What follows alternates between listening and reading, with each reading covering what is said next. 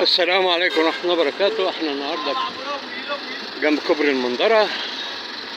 كنا هنا بقالنا يجوز اسبوعين ثلاثة كده.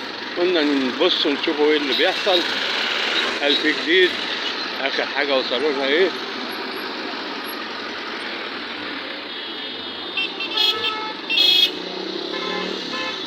لسه الجزء الباقي من الكوبري اهو لسه موجود. خلصوا الكمر من ناحيتين، من هنا لحد محطة المنتزه، ومن الناحية دي لغاية محطة المنظرة.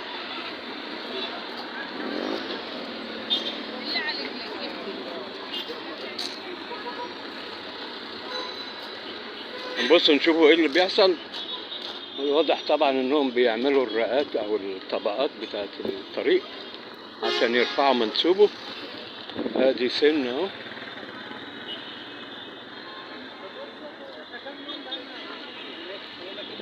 وادي التبة اللي اتشالت عشان بصوا رفع شال قد ايه. التبة حوالي مترين وشوية بعرض الممر ده، يملى 5 عربيات 6-7 عربيات نقل، مجرد الجزء الصغير. وطبعا بقية التبة اللي هتتشال، هي معظم الطريق منسوبه نفس منسوب المترو، فمش هيبقى فيه مشكلة. هو المنطقة بين سيدي بشر لغاية فيكتوريا أو قبل فيكتوريا بحاجة بسيطة كده هي اللي منسوبها عالي، التبة دي. فدي هتبقى كمية ردم هتتشك كبيرة. احنا دلوقتي اهو في الممر، رفع المنسوب وخلصوا كل حاجة. هو كده يعني بفضل الله، يمكن يا اما هيرفعوا منسوب كمان شوية، يا اما هينزلوا الاسفلت على كده. انا بصراحة ما كنت متوقع اجي الاقي الاسفلت نزل وبيشطبوا في الجزء النهائي، لكن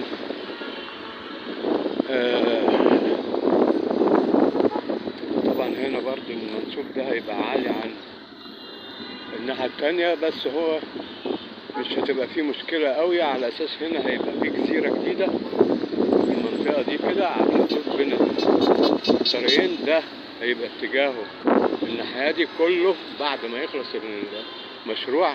طبعا هو حاليا هيتعمل اتجاهين على ما يتشال الكوبري ويتظبط الميدان والكلام ده كله، بس بعد كده لما يخلص هيبقى ده اتجاه واحد، والناحية التانية هيبقى اتجاه العكسي، فهتبقى فيه جزيرة بين الاتجاهين هنا.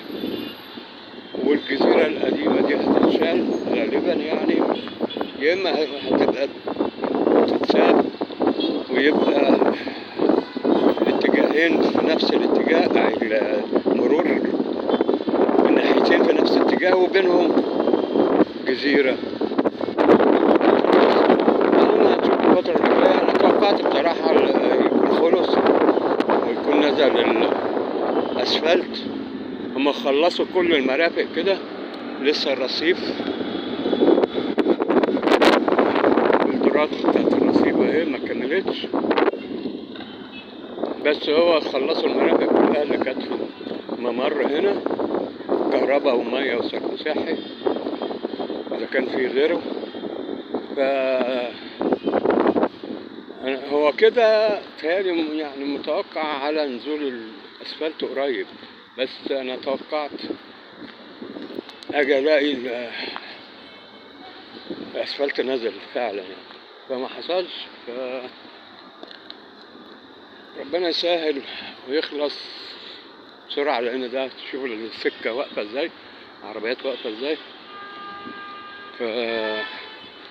ده لما يخلص أسرع هيفك الأزمة اللي موجودة دي، واحنا خلاص داخلين على الصيف. الناس اسكندرية بدأت تتزحم، فطبعا كل ما يخلص أي حاجة بدري بتفك أزمة حتى لو جزئيا، فربنا يسهل الفترة اللي جاية. لسه الرصيف، بص العرض دي الرصيف الجديد ده هنا هيكون الرصيف الجديد.